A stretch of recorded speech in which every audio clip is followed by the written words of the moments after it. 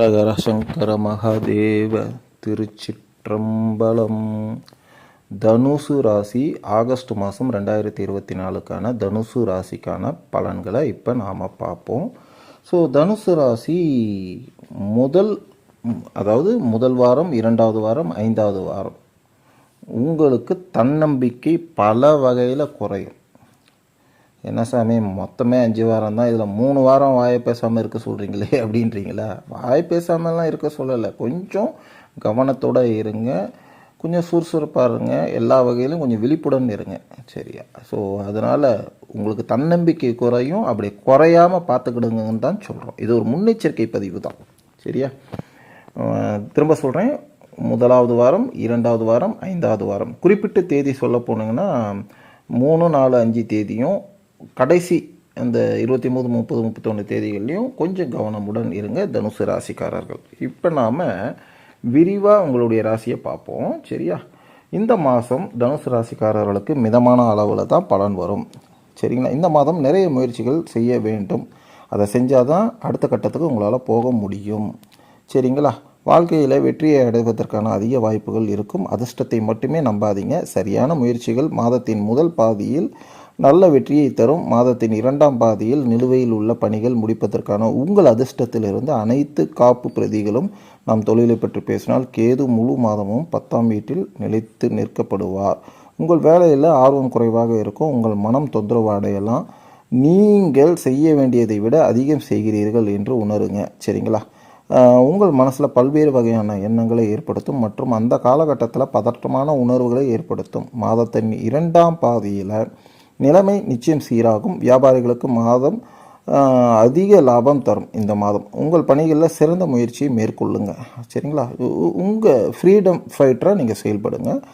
நிச்சயமாக அதுக்கான வெற்றி லாபம் நிச்சயமாக கிடைக்கும், சரியா? நான் சொன்னது இப்போ வியாபாரிகளுக்கு. குடும்ப உறவுகளுக்கு இந்த மாதம் மிதமான மாதமாக தான் இருக்கும், சரிங்களா? மாத பிற்பகுதியில் சில நல்ல காரியங்களை நடத்த முயற்சி செய்யுங்க, சரிங்களா? மேலும் இந்த மாதம் தம்பதிகளுக்கு சாதகமாக பல சூழ்நிலைகள் அமையும். மாதத்தின் பிற்பகுதியில் சில பிரச்சனைகள் நிச்சயம் வரும், அதை சமாளிக்க கற்றுக்கிடுங்க. இந்த மாதம் உடல்நல விஷயத்தில் சில பலவீனமான சூழ்நிலைகள் அமையும்.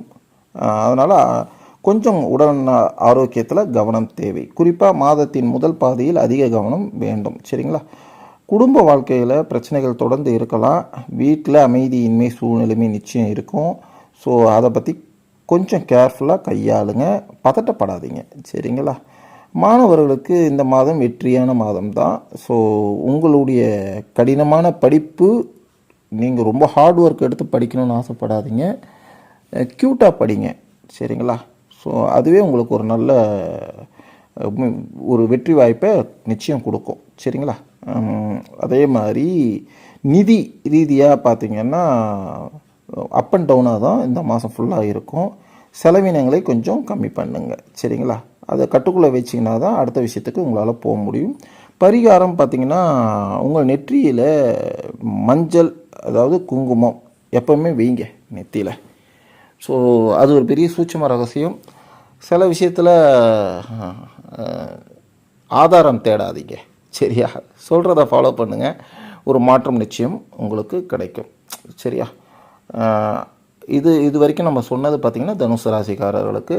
நான் திரும்ப சொல்கிறேன், தனுசு ராசிக்காரர்கள் 3, 4, 5 தேதிகள்லையும் 30, 31 கடைசி அந்த 29, 30, 31 தேதிகள்லையும், அதாவது வாரம்னு பார்த்திங்கன்னா 1வது வாரம், 2வது வாரம், 5வது வாரம், இந்த 3 வாரத்துலேயும் கொஞ்சம் கேர்ஃபுல்லாக இருங்க, சரிங்களா? உங்களுடைய கேர்ஃபுல்லாக என்னன்னு கேட்டிங்கன்னா, சுற்றியுள்ள சூழ்நிலைகள் உங்களுடைய தன்னம்பிக்கையை வளர விடாமல் தடுப்பாங்க. குறையும், ஆட்டோமேட்டிக்காக குறையும், சூழ்நிலையை பார்த்தே குறைஞ்சிரும். ஸோ அதை குறையாமல் பார்த்துங்க. எதுவுமே நீங்கள் கொண்டு வரலை, சரிங்களா?